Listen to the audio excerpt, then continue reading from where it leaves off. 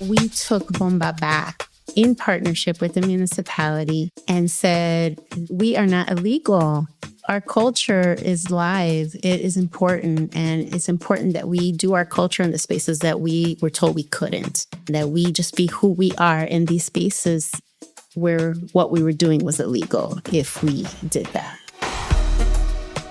Welcome to Spirit and Liberation, the podcast where we bridge the sacred and the political, where ancestral wisdom meets the front lines of organized movement. Every episode, we bring you into conversation with spiritual practitioners, political organizers, and healers who are weaving ancestral wisdom into the work of liberation. We'll discuss everything from community-based care systems to the often unseen spiritual frameworks that accompany our movements. Whether you're a longtime student or initiate of African and Indigenous spiritual practices, or you're just starting to explore these paths, this space is for you. I am your host, and my name is Francisca Porchas Coronado. I am a movement builder and IFA practitioner who is deeply committed to liberation. Today, we are in conversation with Melanie Maldonado. She is a Boricua bombera, activist, and independent scholar. In 2003, she founded the Puerto Rican Organization for the Performing Arts, PROPA, in Chicago. She is an alumnus of the Smithsonian Latino Museum Studies program and has served as a researcher for the Smithsonian Folklife Festival and has published on Afro-Boricua music and dance.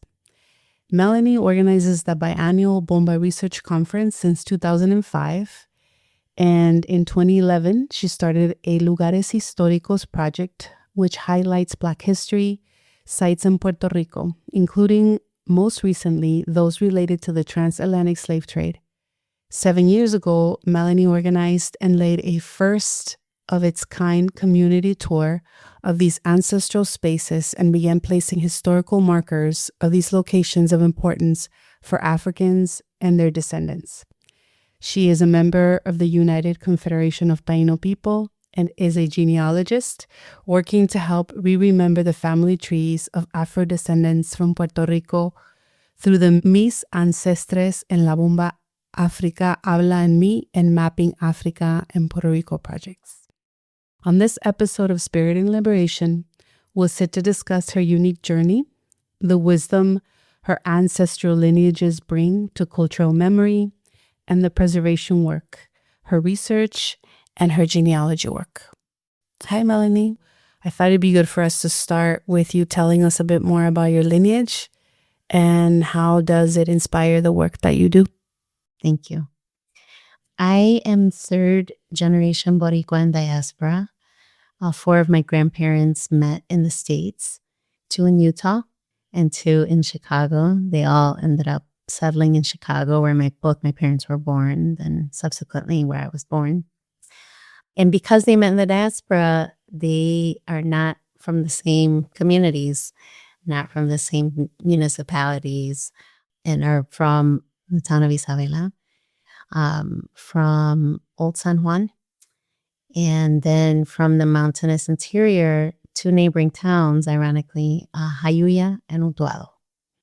My journey with genealogy and connecting to my ancestors began in my childhood with curiosity based on some racist comments that my grandfather made to me about my hair and saying, hey, you know, that hair you have, that's Black hair. That's not hair from my family. That's hair from your grandmother's family. Those are her ancestors, not mine. My ancestors are Taino. And so he repeated this declaration over and over again. And I never had a response because I thought, okay, I don't understand why you feel the need to make that emphasis to me. But also I thought, wow, there's something powerful he's communicating, even though his intentions are harmful. There's something there. Those words that were meant to be harmful really just awakened in me curiosity to connect and to understand, to identify these ancestors who he kept referencing. So over time, I just kept revisiting, what do you mean by that? What does that mean? Who are these ancestors? How do you know you're Taino? What does that mean? What does being Taino mean? And how do you know that only Abuelita's side is Afrodescendiente? How do you know you're not? How do you know your ancestors aren't? And so it put him in a position to have to revisit the oral history he had received and owned and was passing along. And, that process gave me names. And I'd say that they were informal conversations until my grandmother passed in 1997. I didn't know what to do. She died so young. She was 63. And somebody who's much closer to that age now than I was back then, I just didn't know. I felt lost. I felt like she had been taken too soon. That illness had taken her too soon, and that I was losing out on opportunities to connect with her and understand more about my ancestors. So my response was to try to find her brother, who she had only met once, and try to find more out about her mother, who had died when she was a baby from tuberculosis. And that sent me on a path of discovery into my own family tree. And then later, as I developed the skill set to conduct that kind of research, I just thought, like, everybody needs this. Everybody needs to know who their ancestors are. And I thought, I know how meaningful this process has been for me. The heartache that's in the process of wanting so badly to find somebody and not being able to find them. So as I made these discoveries and began to understand these dynamics of family history, I just thought, everybody needs this. And why don't we do this purposefully and on an ongoing basis? Why isn't this just part of all of our everyday lives, is looking for our ancestors and getting to know them and being able to speak with surety and assurance about who they were and therefore from whom we descend. So that's how I came to genealogy, and then how I'm grounded in that, and therefore was able to continue to grow that in other ways. We've known each other for some time now. And I remember when Jose, my partner, told me excited about the genealogy work that you did. And then was like, Melanie's going to look up, my lineage. And at that point, there was very little both that his father was sharing for a lot of reasons that you named. And then he had access to somebody born and raised in San Diego, living in LA, then Phoenix, Arizona. And so you really were the first to share with him names and places. And it's beautiful because it kind of came full circle. Now it is information that he shared with his father, who's from Santurce, by way of Utuado, Manatí. And was there a point where you shared some of this information with your parents, like your grandfather perhaps? I know your grandmother left sooner than you thought she would to the ancestral world, but I'm curious. Definitely when I shared what I was beginning to find with my grandfather, and actually with all the members of my family, everybody was excited. It stirred up memories. It triggered stories, details. And I was very consistent with that grandfather because he had a very good memory. But ironically, when I was very intentionally interviewing him, he was falling into Alzheimer's or declining into Alzheimer's. So the memory was sharp in some ways about that past, but my time was limited to be able to capture it. But, I would ask him the same questions over and over again. Tú con la misma pregunta, siempre. And I'd say, okay, but tell me, cuéntame. And so he would say, well, and then he would tell me the story, but in a totally different way, giving me so many more details, adding a person, or, oh yeah, and so. And then he would remember names. And I say, I haven't heard that name before. Who was that? And then the story would kind of veer off into some other very useful, important family history. So that was a meaningful way that we bonded during his decline. For other family members, it really excited them. I had one great aunt who's still alive.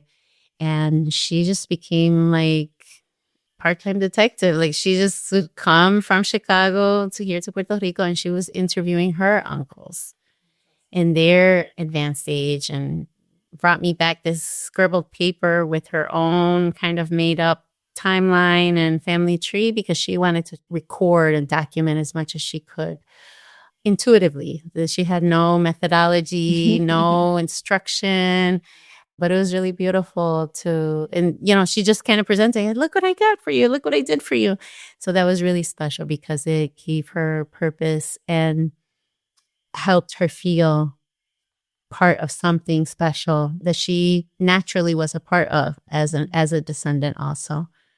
And then other family members, as you've kind of alluded to in Sid's family, that they were scared by the work that I was doing. They were nervous. They were uncomfortable. De esas cosas no se habla. And I'd say, well, but this doesn't make sense, or the timeline now doesn't make sense, or what do you mean? I thought that person was and what do you mean they're not biological, or they're adopted, or explain that further, and then silence, because having these conversations or digging too deeply, or, sometimes some people in the family would just have a little twinkle in their eye because they knew that they were holding on to a big secret. Mm-hmm. And there was almost like fun in knowing something that other people didn't know, or having the key to unlocking this mystery. Yeah. Which was weird here in Puerto Rico, where, people have Taino symbols all over the place and love to claim Taino heritage, but then being confronted with that reality and those details and not being sure how to process that. Seeing that this generation, this elderly generation, wasn't sure how to process that new discovery. Mm-hmm. Yeah, most definitely. I think as a Mexican woman, I'm very familiar with admiring the fact that you or one might come acknowledging to some degree, or not even acknowledging, like there's the relics, artifacts, cultural representations of this indigenous past, and not being able to wrap your head around you being like living proof of that indigeneity, for all the reasons, for the blatant racism and anti-indigenous values and beliefs and behaviors, policies that are throughout Latin America. Yeah, I love that a lot of people in your family became more curious, and then I hope that some of these secretos have been revealed in this process for you, and some people will take them to their tomb, to their grave.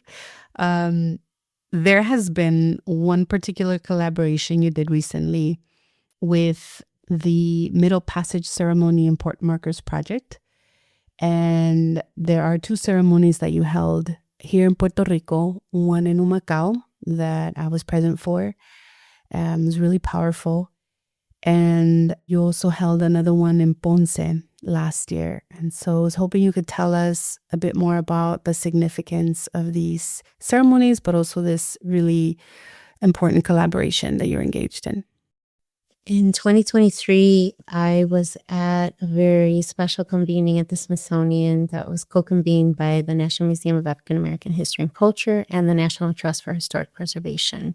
And they brought together people who were descended from ancestors who had been enslaved on properties that are on the National Historic Register.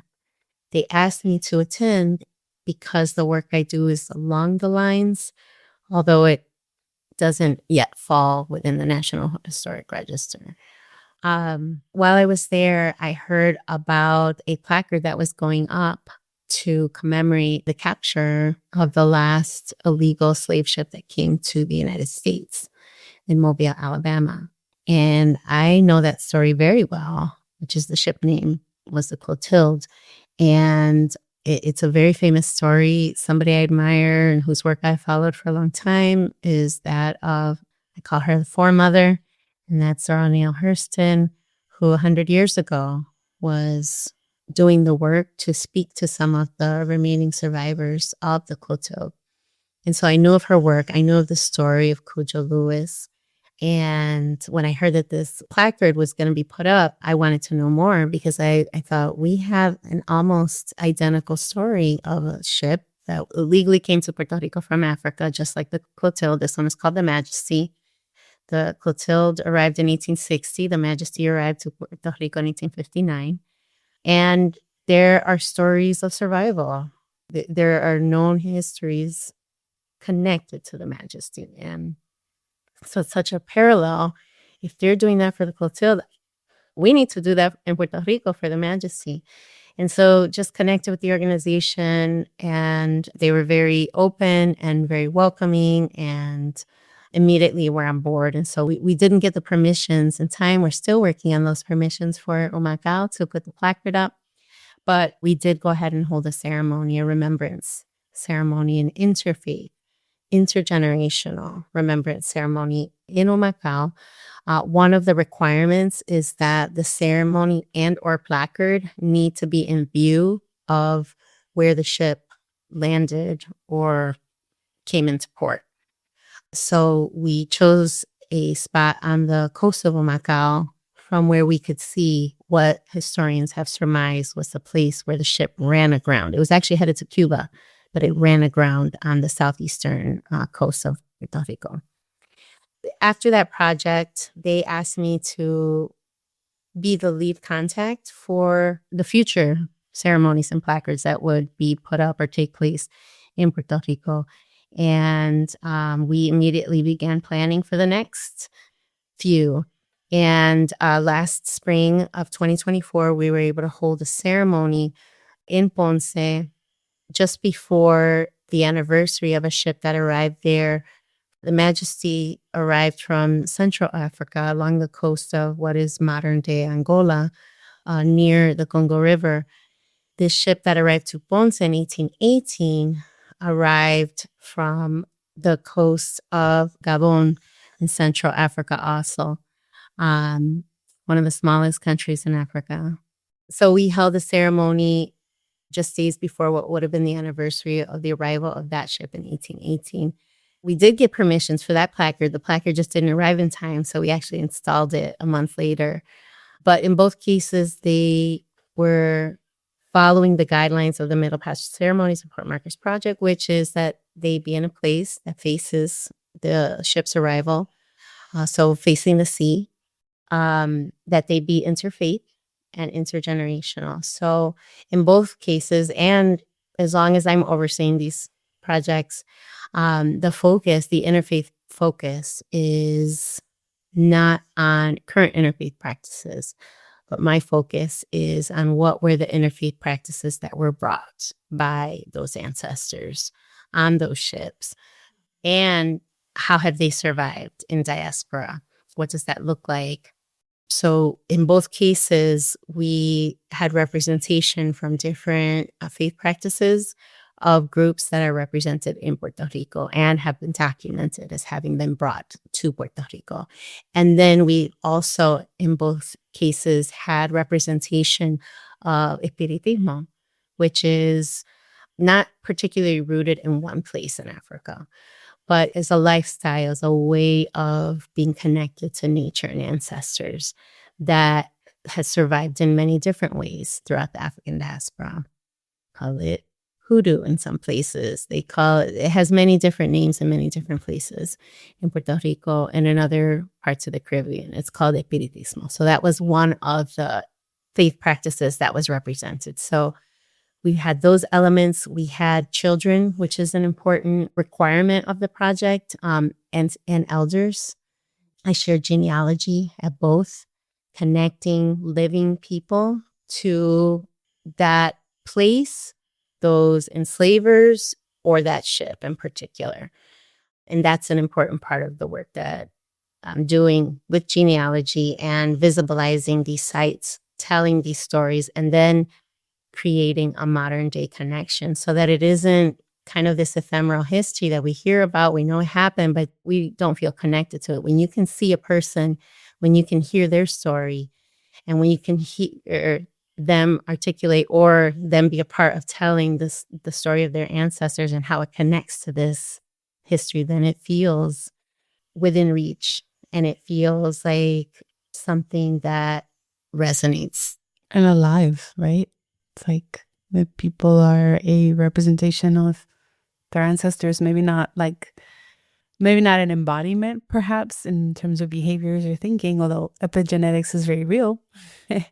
But we all come from somewhere, especially as people who have been historically oppressed and are often told, and especially in this political climate where our dignity is questioned, where we have immigrant children who are bullied in school for having undocumented parents who choose to take their lives, to have children, to have elders, to have people be able to learn their story and their history, to take pride, to know that they come from a long, long lineage of people who not only survived, but thrived under very difficult, sometimes horrendous conditions, and to be a living, breathing product of that, and to be like literally our ancestors dreaming into the future,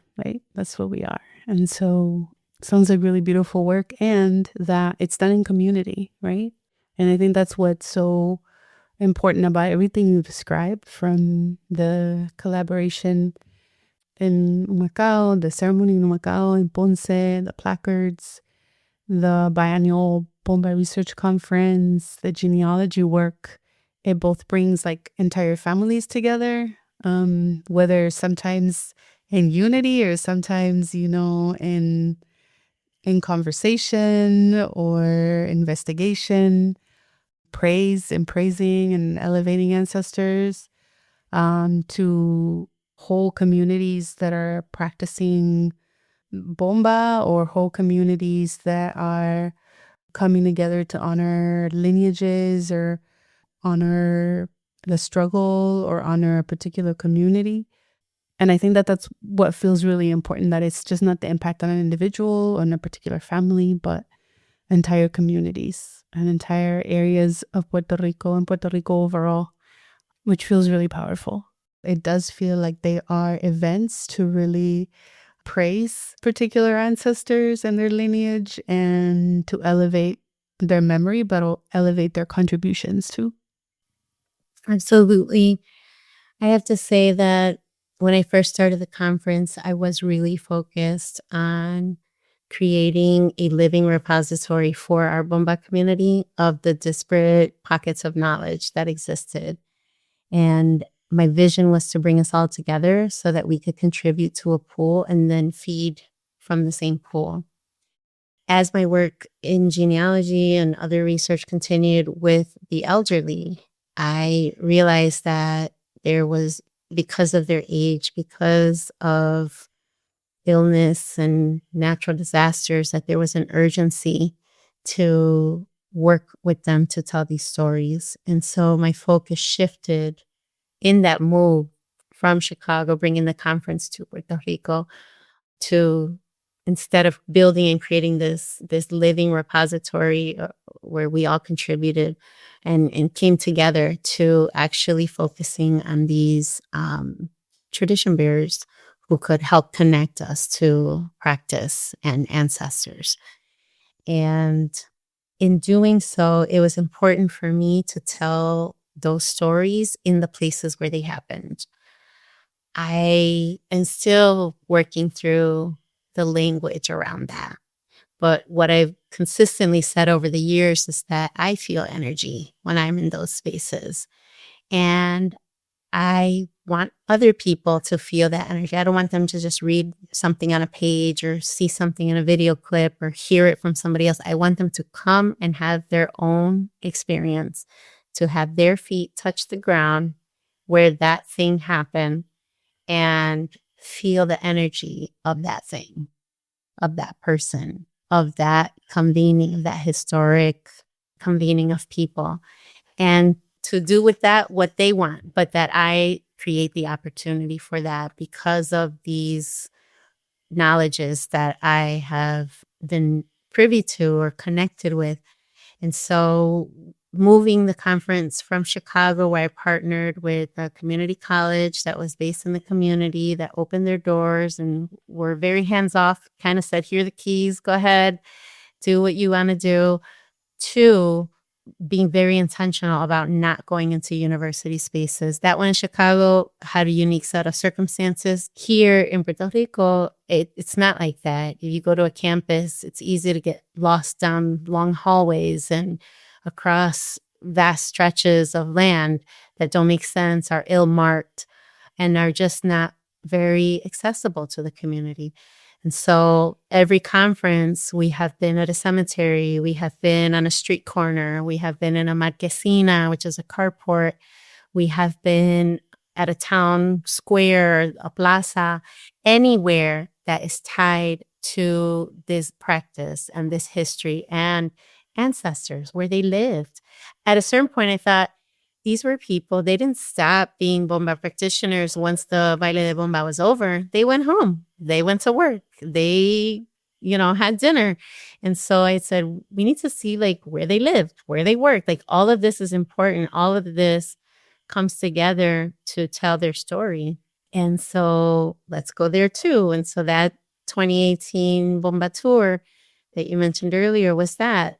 We went, did a 3-city tour in one day and just went to different places where people lived, where people had been enslaved, where people had come together and had bailes de bomba.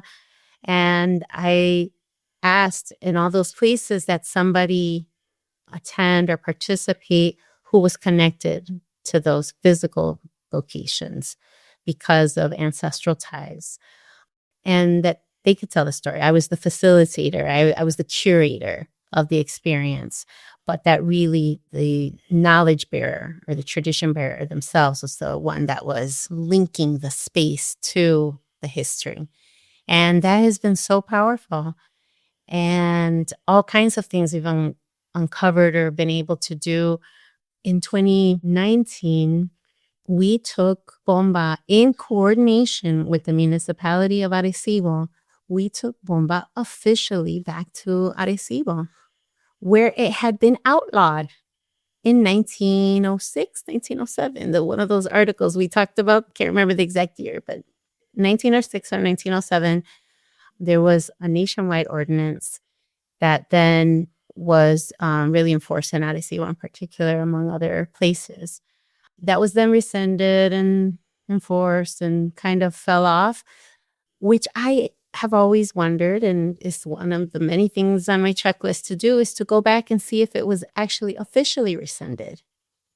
I would question if it was, but we took Bomba back in partnership with the municipality and said, we are not illegal. Our culture is live. It is important. And it's important that we do our culture in the spaces that we were told we couldn't, that we practice, we engage in, that we just be who we are in these spaces where we were illegal, where what we were doing was illegal if we did that. So that's been the hallmark of the conference since we moved to Puerto Rico. Let me know if you find out if it's still illegal. Sounds like a fun protest to have in Arecibo. Let's go. So for our last question, what I would love to hear more about is what you hope for in the next 10, 20, 30 years to see manifested through this work, especially here in Puerto Rico. So ROPA started as a grassroots project that survived for 20 years on pure collaboration, goodwill, crowdfunding, small sponsorships. But 2 years ago, I really decided, I either have to let it go and be satisfied with the work that I've done, or I need to go all in because I can no longer fund this in my own bucket. And it's bigger. The work is so much bigger, and it needs more resources. It needs more help. It needs more people involved. And so 2 years ago, I incorporated ROPA as a nonprofit 501c3 organization so that I could gain access to those resources and do work that was consistent and comprehensive. And we're at that point, and which is very exciting. And I have grouped the projects in three main groups, in three main ways. One is the conference, which, as you mentioned a few times, biennial, so it happens every other year, every odd year. So if you're listening to this, this is an odd year, and we will be having the 11th Bomba Research Conference over Labor Day weekend throughout Puerto Rico. So come through. Two, a newer program, which is an Arito series, which explores and celebrates Taino heritage. But the program that has kind of outpaced the conference as the signature program of Propa is the Lugares Históricos program. And I say program now because now it's grown and it's an anchor element of Propa. So those are the three main areas of Propa's work. Within the Lugares Históricos program, it now has 5 projects. One is the Bomba sites. The other would be the ship arrival sites, ships that arrive directly from Africa. Another would be cemeteries, and because of a grant through the Center for Puerto Rican Studies at Hunter College, will be African Burial Grounds project, looking for that. But a newer project that we're actually launching this very weekend, we're launching the Temporal project, which is a project that visibilizes Black history sites in Puerto Rico that have been adversely impacted by climate change. The goal is to visualize as many sites as possible, put up as many placards as possible. I have partnered with Michigan State University, and Michigan State University is in the process of setting up their infrastructure to actually build me a website that maps out all of Propa's placards so that people can conduct self-guided tours, which is always the vision, conduct self-guided tours, and through an interactive interface, be able to encounter those stories, that history on their own outside of a conference or outside of a special event. So that if they're in Puerto Rico, they can go be in that space, which is what's important to me, not just kind of access it from another place, which, yes, you can do that, but it doesn't have the same result. That really is the purpose, is to go there and engage with the ancestors, the ancestral energy in that space. So we're in the process of what is that future, and that future is now, and we're there at the beginnings of that, putting everything in place so that Propa can continue to put up these placards and hold these ceremonies and work with communities and individuals to recover this history so that it doesn't recede into the pages of history or get lost. As you were talking, well, one, I'm very excited for every single one of the things you said. The burial grounds piece feels so exciting to me. That level of ancestral reverence and elevation it feels like a layer deeper. And that is something that I don't know what it looks like, but I'm excited for it and for you and for everybody who's going to take part of it. And as you were just naming all those things, I just started kind of like thinking about the places that I have been where you've put up placards, the ceremony in Humacao, and like the many years you've done this work, and just having a moment around like, you know, the hundreds, thousands of ancestors that walk with you, just based on the amount of ceremony, even if you didn't call it that, and that moment that you've engaged in these places. I do believe in the power of sacred sites. I do believe in the power that spaces do have a floor, a wall, a room, the guardians that are in spaces, including our ancestors, but also even like non-humans. And I'm just, really moved by that. And I feel the energy of the ancestors that accompany you. So thank you for all your work, Melanie, and thank you for sharing with us today. Thank you for supporting for so long and for having an interest. I mean, for me, that's sometimes you do the work and people don't connect with it. And when they do, it's so special. And I just want everybody to, because I would say I want everybody to have a piece of this. I want everybody to feel this feeling and connect with the ancestors. It's such a special and beautiful experience. So thank you. Yeah, may it be so, and surely shall it be.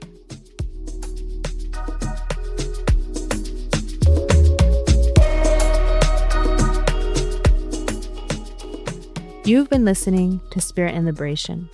I'm Jeanette Charles Marquez, one of your hosts. As we close today's episode, dedicated to the power of our ancestors and our lineages with Melanie Maldonado, we offer this verse from the sacred Odu Ifa, chapters encompassing Ifa's teachings, titled Ogunda Wonrin. In the Yoruba tradition, Isheshe refers to our origin, our spiritual foundation. It is the root, the essence of where we come from. Our ancestors, our Ori, our inner head, our destiny, and the cosmic force. The moral and ritual order that is passed down through time. Etutu means atonement, reconciliation, and appeasement. It is a sacred act of realignment, bringing harmony back between ourselves, the unseen and unseen worlds, and the divine. This prayer is a reminder. Before we call on any Orisha, before we ask for anything outside of us, we must first honor what is within and what came before us. Ogunda Wonrin. The ocean is full to the brim. The lagoon is filled to capacity. Allah-san is going to Asan. Allah-san is going to Asan, the awo of the top of the rock.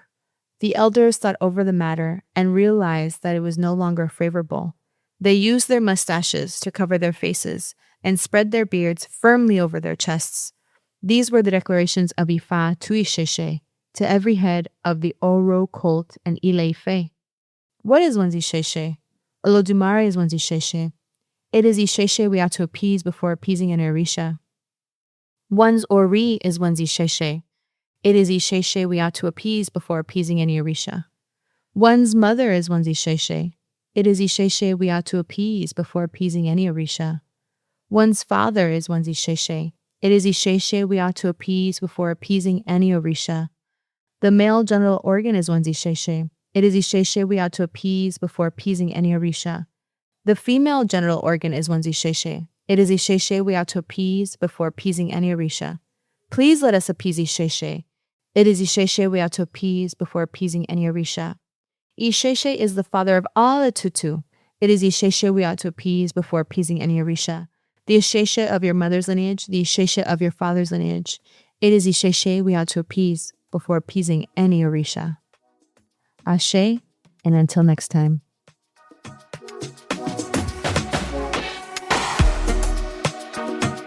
Thank you for joining us today on Spirit and Liberation, brought to you by the Latinx Therapist Action Network, and a special thank you to Melanie Maldonado for sharing her journey in ancestral re-remembering, honoring, and communal elevation.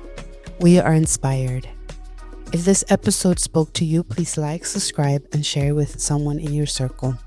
Spirit and Liberation is hosted by Francisca Pochas Coronado and Jeanette Charles Marquez.